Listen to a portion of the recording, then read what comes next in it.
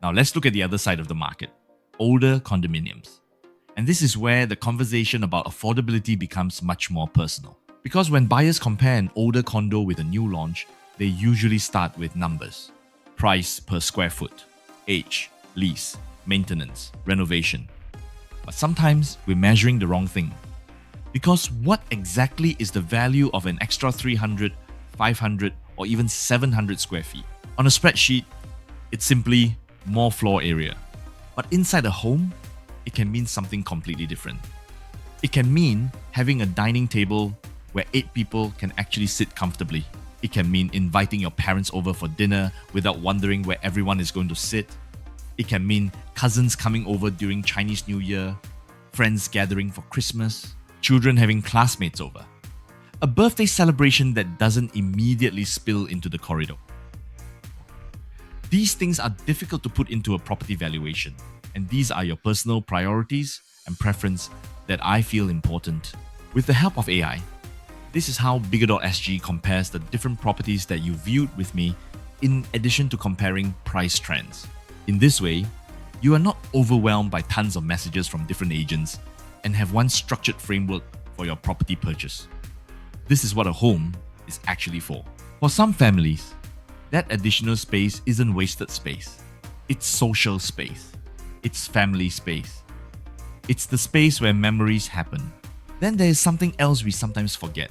You don't necessarily buy a home for the family you have today. Sometimes you're buying it for the family you might have 10 years from now. Imagine a young couple buying their first private home.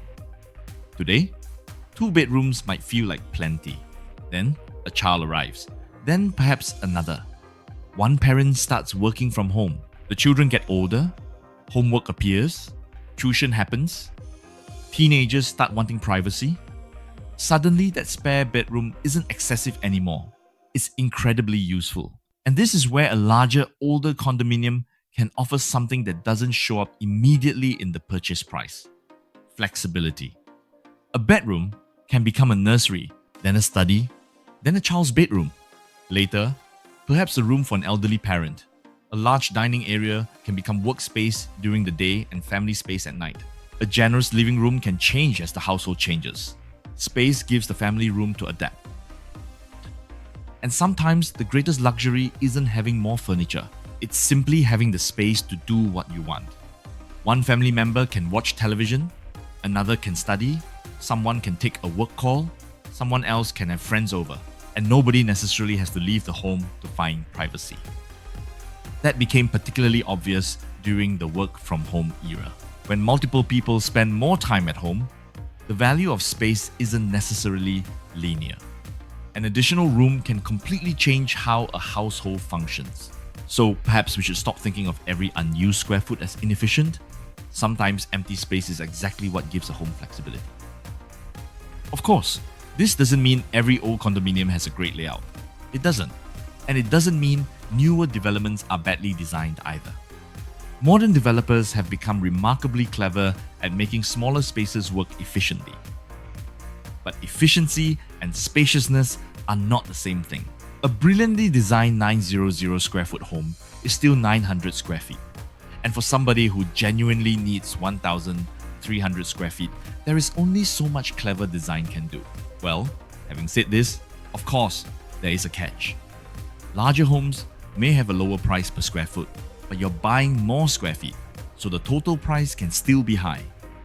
And depending on the condition, there may also be renovation costs. Electrical systems, bathrooms, flooring, air conditioning, carpentry, perhaps even a complete redesign. So no, an older condo isn't automatically the cheaper choice. There is, of course, an important reality we shouldn't ignore. Being able to choose more space is often a financial privilege. For many households, the decision isn't, would I prefer 900 square feet or 1,300? Of course, many would prefer more.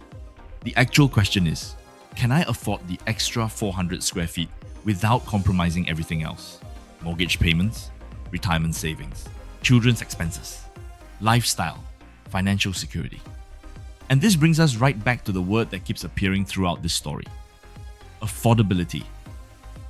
If 2 homes cost roughly the same amount, Perhaps the older and larger one gives you more space, but the newer one may give you newer facilities, less immediate renovation, different maintenance considerations, possibly a longer remaining lease, depending on tenure, and perhaps a location or design you prefer. There is no universally correct answer. Maybe that's the better way to compare homes, not old versus new. But what are you optimizing for? If you're optimizing for newness, perhaps the newer development wins. If you're optimizing for a manageable purchase quantum, smaller may make sense. If you're optimizing for location, you may willingly sacrifice space. But if you're optimizing for family life, privacy, flexibility, hosting, and potentially staying in the same home for 20 years, then suddenly those extra square feet start looking very different. The value of space depends on what happens inside it. And this raises an interesting question. If larger homes can provide all these benefits, why does Singapore increasingly seem capable of functioning with smaller ones? Maybe the answer isn't just property prices. Maybe the household itself is changing.